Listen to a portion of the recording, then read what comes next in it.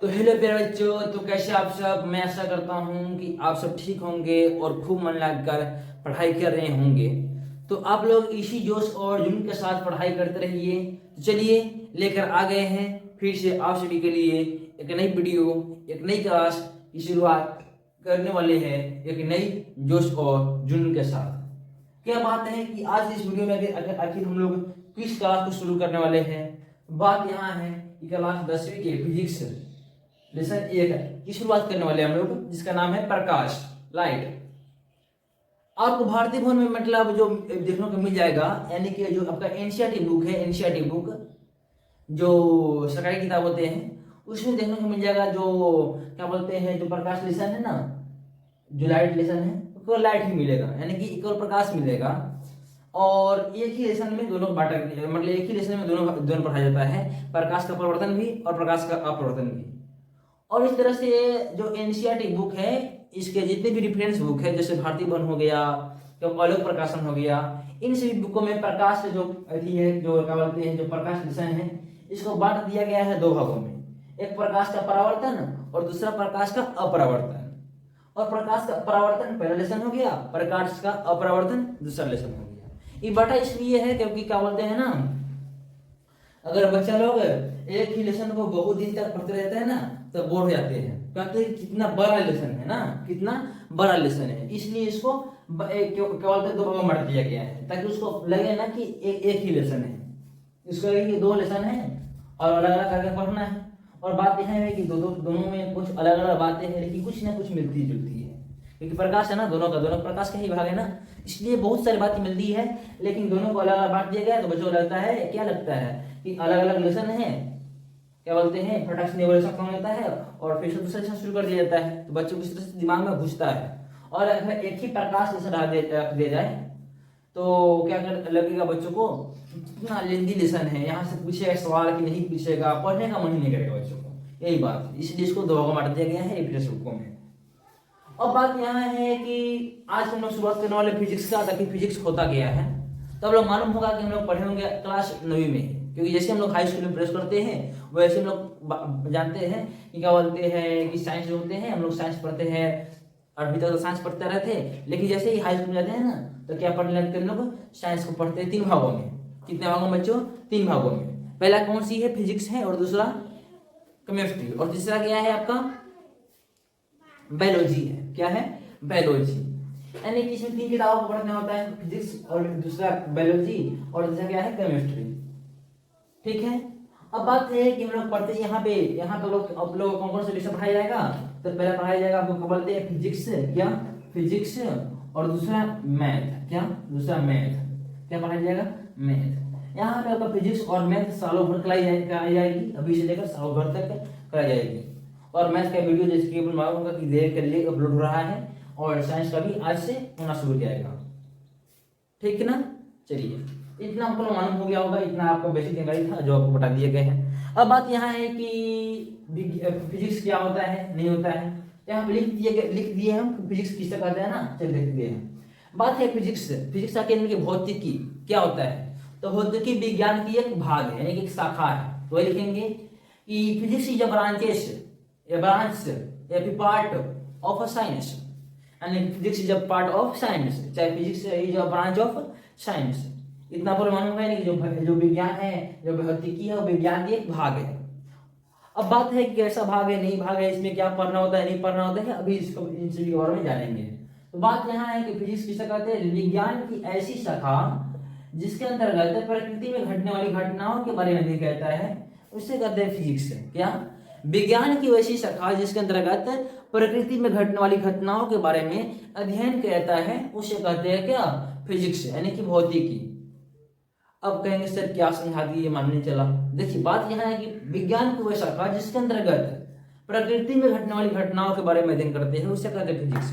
जैसे बादल का गरजना, बादल का बनना, बिजली का चमकना, एकदम तरता एकदम गिरता ना बिजली, एकदम जहां गिरता है यहाँ एकदम आग आ जाता है, क्यों, कैसे होता है, इन सभी बातों के बारे में हम लोग जानते हैं। किसमें पढ़ते हैं? फिजिक्स के बारे में। मौसम का बदलना, अभी आप लोग मालूम होगा कि चल रहा है जून जुलाई में मौसम परिवर्तित होना, मतलब एकदम मामूली सी बात है।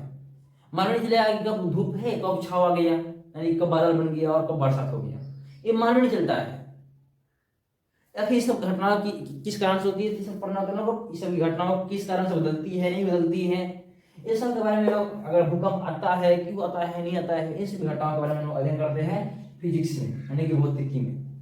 अब बात है कि अगर फिजिक्स में पढ़ते हैं तो फिजिक्स का नाम फिजिक्स ही को पढ़ा, यानी जो भौतिक विज्ञान है इसका नाम फिजिक्स ही को पढ़ा इंग्लिश में। तो बात यहाँ है कि फिजिक्स को जो लिया गया है, फिजिक्स लिया गया है, वो लिया गया है ग्रीक भाषा के, कौन सी भाषा के, ग्रीक भाषा के, ग्रीक भाषा है, तो ग्रीक भाषा के क्या बोलते हैं फ्यूसिस शब्द से लिया गया। देखिए FUSIS फ्यूसिस शब्द से लिया गया है, जिसका अर्थ होता है नेचर। क्या अर्थ होता है, नेचर। और नेचर का अर्थ है प्रकृति। क्या, प्रकृति। क्या अर्थ होता है, प्रकृति। यानी कुल मिलाकर घुमा फिरा बात वही है कि विज्ञान की ऐसी शाखा जिसके अंतर्गत हम नेचर यानी कि प्रकृति में घटनाओं के बारे में अध्ययन करते हैं, उसे कहते हैं क्या, फिजिक्स। अगर यहाँ तक आपको कोई प्रॉब्लम है तो आप लोग कमेंट बॉक्स में बताने का प्रयास कीजिएगा, अन्यथा कोई बात नहीं। चलिए, उनको मालूम है कि हम लोग प्रॉब्लम नहीं होना चाहिए।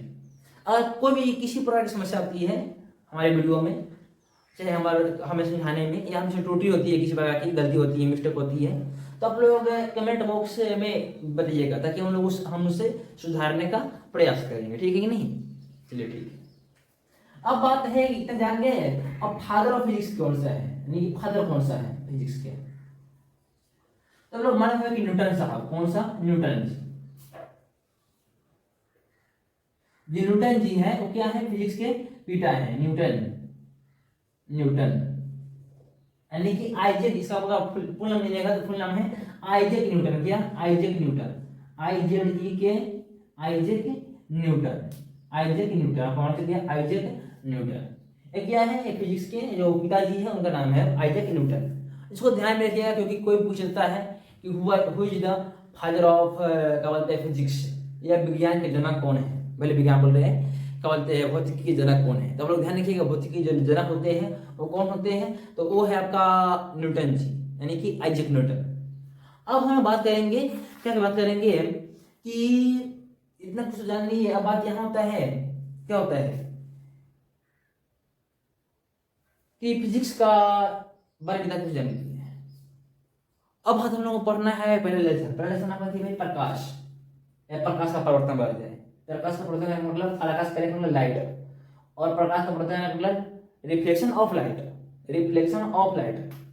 चलिए देखेंगे हम लोग रिफ्लेक्शन ऑफ लाइट के बारे में, कि रिफ्लेक्शन ऑफ लाइट आगे होती है तो होती क्या है, और नहीं होती है तो नहीं होती क्या है, देखते हैं। बात करते हैं लोग रिफ्लेक्शन ऑफ लाइट के विषय में।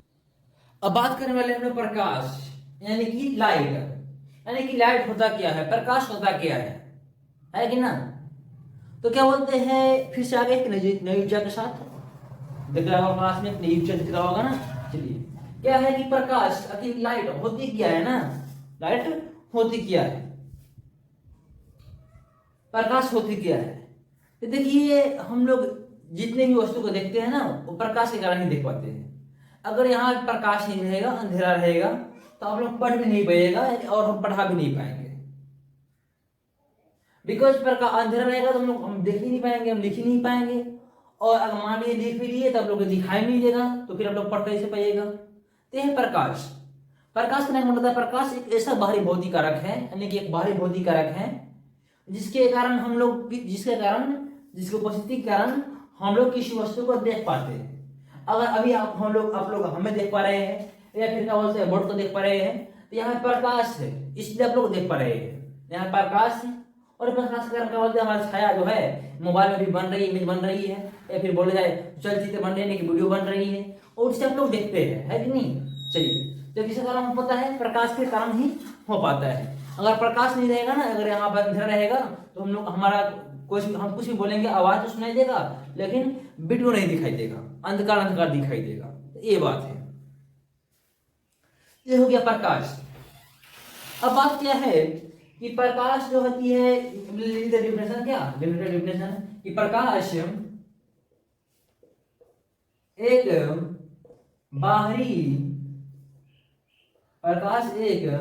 बाहरी भौतिक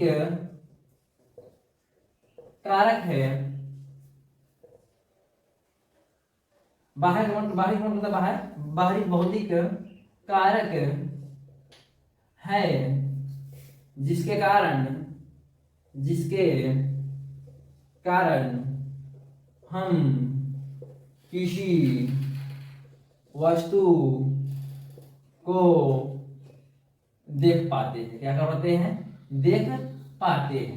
जैसे क्या हो गया, तो मतलब प्रकाश हो गया, लाइट का डिफिनेशन क्या है, परिभाषा क्या है?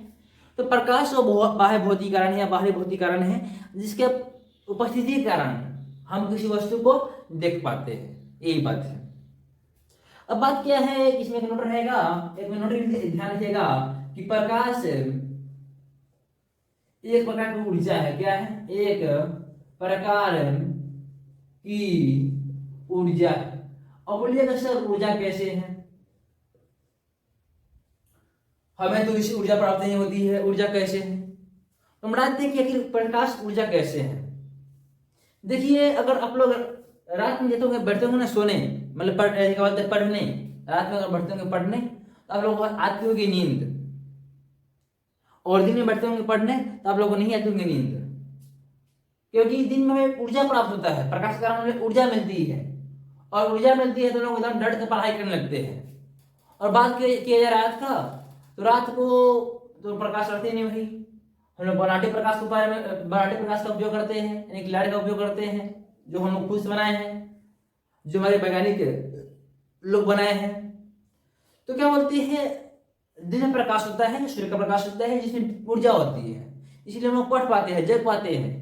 रात को इसलिए सो जाते हैं क्योंकि हमें ऊर्जा मिल नहीं पाती है, हमारे शरीर को जो ऊर्जा चाहिए वो मिल नहीं पाती है, इसलिए हम रात को हम लोग क्या हो जाते हैं, हम रात को सो जाते हैं और विश्राम कर लेते हैं। पढ़ने बैठते हैं, मान जाता है कि पढ़ नहीं रहे, अंधा रहे, यानी कि सो रहे।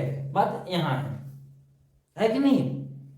चलिए अब बात की जाए, कितना हो गया, प्रकाश क्या है, प्रकाश की ऊर्जा है। अगर आप लोगों को अभी विश्वास नहीं होता होगा ना, तो क्या होगा, आप लोग क्या बोलते हैं, प्रकाश के जो मान लीजिए घर में बल्ब जलता है ना, बल्ब के आसपास ले जाइएगा, मतलब बल्ब में ठेकाइएगा नहीं, आपको बल्ब के आसपास हाथ लीजिएगा ना तो आपको वहां पे गर्म महसूस होगा। क्या महसूस होगा?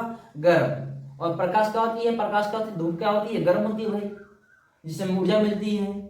ऊर्जा मतलब उसमें आप लोग पढ़ेंगे, उसमें का मतलब क्या होता है, जूल, क्लास 9वीं क्लास में। और ऊर्जा का वैसे मतलब जूल, यानी कि ऊर्जा, उष्मा, ये सब क्या होता है, एक ही प्रकार है, यानी कि एक ही बात है। बात की जाए, देखिए ऊर्जा का भी ऐसे मतलब है जूल, उष्मा का भी ऐसे मतलब है जूल, और उष्मा भी एक प्रकार का ऊर्जा है। उष्मा को ऊर्जा में कन्वर्ट किया जा सकता है, उसमें ऊर्जा बन जाएगा, हीट एनर्जी। ये सब बात आप लोग आगे जाकर पढ़िएगा, है कि नहीं? यहाँ तक ये सब बात ठीक है। अब बात क्या है कि प्रकाश क्या है, एक प्रकार की ऊर्जा है, आप लोग इसको बात को समझ गए होंगे, मालूम होंगे। अब बात क्या है कि प्रकाश सरल रेखा में गमन करती है, यानी कि मान लीजिए ये क्या है भाई, हमारा टॉर्च है। क्या है? टॉर्च है। देखिए मार्कर भी हो गया और टॉर्च भी हो गया। देखिए टॉर्च है, और यहाँ पे हम लोग टिपना टिपेंगे, टक। क्या किए हम लोग, क्या करते हैं, थोड़ा अलग से दिखाते हैं, क्या किए हम लोग, टिपना टिपते हैं, टक। तो यहाँ से निकलता है प्रकाश ना, यानी कि यहाँ से हम लोग टॉर्च है, क्या है, टॉर्च है, मान लीजिए क्या है भाई, टॉर्च है, और यहाँ पे टिपना है। तो टिपने में जैसे टिपेंगे तो क्या होगा, यहाँ से प्रकाश निकलेगी, और प्रकाश में जाएगी ना एकदम सीधी रेखा में जाएगी, आगे जाएगी बहुत दूर तक, एकदम सीधी रेखा में जाएगी। ये नहीं कि प्रकाश टेढ़ जाएगी। प्रकाश को लोग कभी देखे हैं इस तरह से गमन करते हुए? नहीं देखे है ना, इस तरह से प्रकाश गमन नहीं करता है, इस तरह से प्रकाश गमन नहीं करता है। प्रकाश किस तरह गमन करती है, इस तरह से, यानी एकदम सीधी। मान लीजिए टॉर्च है, क्या है, टॉर्च है, तो प्रकाश जो गमन करेगी, टॉर्च है तो प्रकाश एकदम सीधी रेखा में गमन करेगी, नहीं कि टेढ़ी। टेढ़ी गमन कर ही नहीं सकती है। आप लोग देखेंगे, आप लोग अगर प्रकाश लेकर लिखिएगा, आप लोग लाइट बढ़कर लिखिएगा, देखेंगे लेखा में, तो क्या होता है, प्रकाश एकदम सीधे रेखा में गमन करती है, नो टेढ़ी रेखा में, टेढ़ी रेखा में गमन नहीं करती। इसलिए हम लिखेंगे क्या है, लिखेंगे प्रकाश, तो लिखेंगे नोट में कि प्रकाश हमेशा सीधी रेखा में गमन करते हैं। देखिए फिजिक्स हम लोग इसलिए पढ़ाते हैं क्योंकि फिजिक्स को हम लोग फील कराते हैं। क्या कराते हैं? फील कराते हैं। फिजिक्स जो है फील करने वाली विषय है, ये रटने वाली विषय नहीं है, इसलिए हम फिर करा कर पढ़ाते हैं फिजिक्स को। चलिए, क्या है, प्रकाश हमेशा सीधी रेखा में क्या करती है, गमन करती है। अब बात है कि प्रकाश क्या बोलते हैं, प्रकाश निर्वात में भी गमन करती है। प्रकाश को हम लोग अभी आसपास हम लोग क्या बोलते हैं, बहुत सारे कण होंगे, बहुत सारे वायु होंगे, इन सभी में गमन तो करती ही है, हमें दिखाई भी देती है। और बात यहाँ है कि प्रकाश निर्वात में भी गमन करती है, निर्वात में भी गमन करती है। अब बात हम लोग समझ में आ रहा होगा, हजम नहीं हो पा रहा होगा इस तरह निर्वात क्या होता है, ये बात आपको हजम नहीं हो पाएगी। इस तरह निर्वात है, निर्वात होती क्या है, अभी बात करते हैं हम निर्वात के बारे में। चलिए, प्रकाश निर्वात में भी गमन करती है, क्या गमन करती है, गमन करती है। इतना बात लोग मालूम हो गया। अब बात है कि निर्वात का मतलब क्या होता है। निर्वात मतलब ऐसी जगह जहां हवा न हो, क्या हो, हवा न हो, हवा न हो, उसे क्या बोलते हैं, निर्वात। यानी कि वैसी जगह जहां हवा ना हो उसे बोलेंगे हम लोग निर्वात। जहां वायुमंडल ना हो, वायु ना हो, उसे क्या बोलते हैं, निर्वात। तो प्रकाश क्या कहाँ गमन करती है, जहां वायु नहीं भी है, वायु नहीं भी है, वहां भी गमन करती है। कौन, प्रकाश, वहां भी जा सकती है प्रकाश। बात यहाँ है। अब बात किया जाए, इतना तो हो गया, अब बात किया जाए कि प्रकाश की चाल क्या होती है, क्या प्रकाश की चाल क्या होती है। मतलब प्रकाश पड़ते ही ऊर्जा होती है, प्रकाश की दिशा में गमन करती है, प्रकाश निर्वात में गमन कर सकती है, लेकिन जहाँ हवा नहीं है वहां भी गमन कर सकती है। अब बात यहाँ है कि प्रकाश की जो चाल होती है, प्रकाश की जो चाल होती है, जो चाल है प्रकाश की चाल, वो कितनी होती है, 3 × 10⁸ मीटर पर सेकेंड होती है, मीटर पर सेकेंड। या फिर कहा जाए तो 3 लाख क्या, 3 लाख किलोमीटर पर सेकेंड, यानी कि 1 सेकेंड में 3 लाख किलोमीटर। अब कहेंगे कि सर इतना प्रकाश इतना दूरी गमन कर लेता है, और समझ लीजिए कितना दूरी तय करता है। हम लोग 1 घंटा में अगर साइकिल चलाएंगे ना तो मुश्किल से क्या बोलते हैं 10 से 12 किलोमीटर जा पाएंगे। कितना, 10 से 12 किलोमीटर। बहुत ही साइकिल चलिएगा तो क्या बोलते हैं 30 किलोमीटर जा सकते हैं। कितना, 30 किलोमीटर, 30 किलोमीटर। जो हम लोग अभी साइकिल रखते हैं ना, लोग छोटा वाला बड़ा वाला, इस साइकिल में चलिएगा 30 किलोमीटर, 25 से 30 किलोमीटर जा सकते हैं 1 घंटा में। अगर केवल राइडर साइकिल है तो आप 60 किलोमीटर भी जा सकते हैं 1 घंटा में। अगर राइडर है तो राइडर में 45 से 60 जाता है। मोटरसाइकिल है तो 1 घंटा में बहुत जा सकते हैं, 100-150 जा सकते हैं। कार है तो उससे भी ज्यादा, फ्लाइट है तो उससे भी ज्यादा, 1000 किलोमीटर जा सकते हैं, 2000 किलोमीटर जा सकते हैं। लेकिन देखिए प्रकाश 1 सेकंड की बात है, 1 किलोमीटर 1 घंटा में, 1 सेकेंड में जाता है कितना, 3 लाख किलोमीटर। 1 घंटा 1 सेकेंड में मात्र 3 लाख किलोमीटर, मात्र 1 सेकेंड में 3 लाख किलोमीटर। सोचिए कितना दूरी तय कर लेती है 1 सेकेंड में। हम लोग बोल रहे हैं 3 लाख किलोमीटर दूरी तय कर लेगा। बात यहाँ है, प्रकाश देख लीजिए, प्रकाश आखिर है जो कितनी तेजी से फैलने वाली विषय है। कौन, प्रकाश।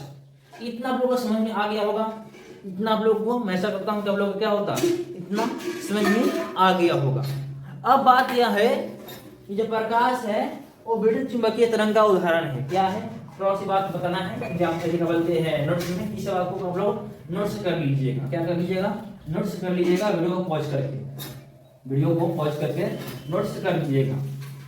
चलिए, अब बात यहाँ है, क्या है, एक और नोट लिखना बाकी है कि प्रकाश विद्युत चुंबकीय का बोलते उदाहरण है। प्रकाश